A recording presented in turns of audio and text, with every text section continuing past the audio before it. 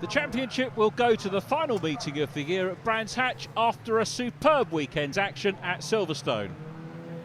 The biggest grid of the season meant that it was always going to be close going into the first corner, Copse, on lap 1. The resulting contact brought out the safety car, which settled things down before the resumption, where Paul Rivett took the lead from Ant Whorton-Eales at Beckett's. Rivett then went into a slide at Brooklands, allowing Sutton to pass them both for his win.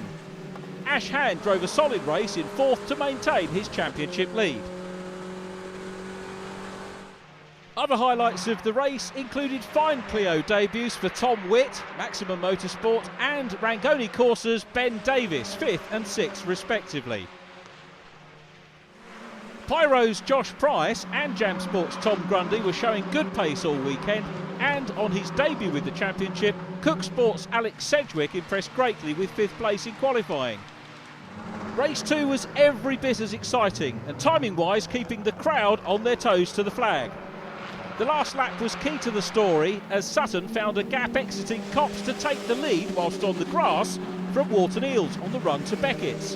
Whorton-Eales then fought back at Brooklands, and although they rubbed touring car style in the manner of Cleland and Soper at the same corner, Luffield in 1992, they both emerged unscathed, with Whorton-Eales taking the win.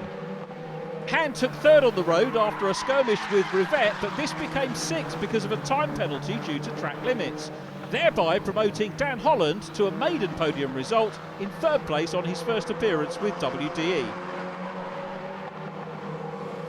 Ash, that was high mouth stuff there on that last lap.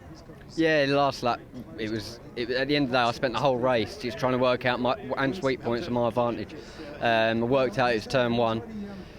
But he covered his line well through the last complex. So we made the move at Copse, got the run on him, got it done in Beckett's, but down the back straight, down the Wellington straight, we just suffered that overheating problem still. So he managed to drive straight back past us, which again gave him the upper hand into the left-right onto the last complex. But it was a little bit of contact. He had to go off the track to regain his position. I didn't make any contact his way, so it's racing, but we'll see how it plans out.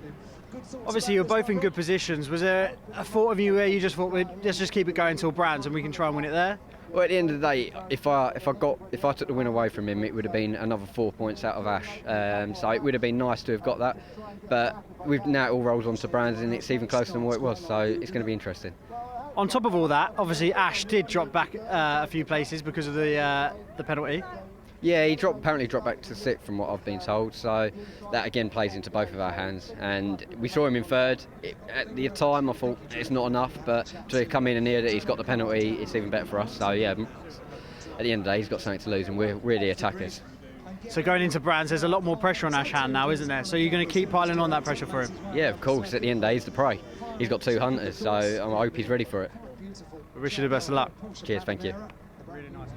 And I guess we have to start with that battle on that last lap there.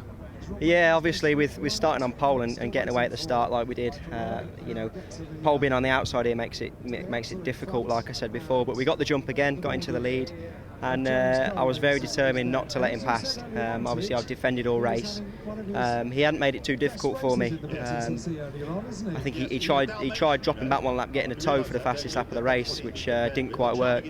And yeah, that last lap, we were both unsure whether it was the last lap, because everyone's pit boards had different laps to go.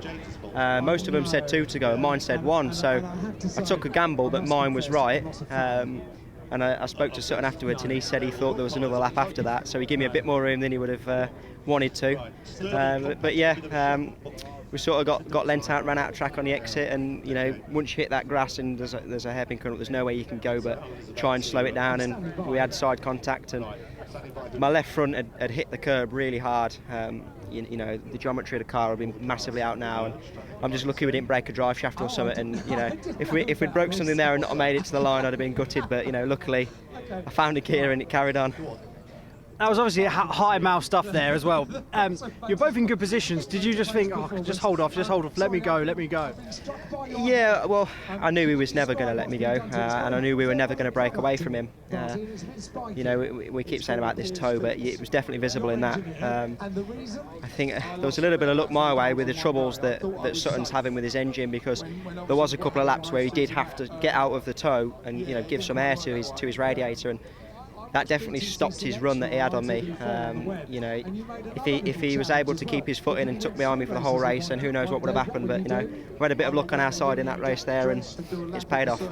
With Ash Hand obviously dropping off at 6th as well, that's valuable points for you this weekend. Yeah, I didn't realise he'd got a penalty. You know, normally it comes over on the radio, stuff like that. I knew he'd had a track limits warning, but no penalty. So to find that out is obviously brilliant news for us. It's closed the championship right up. It's just going to make it very difficult and very stressful at Brands. Wish you the best of luck. Cheers, mate. Thank you.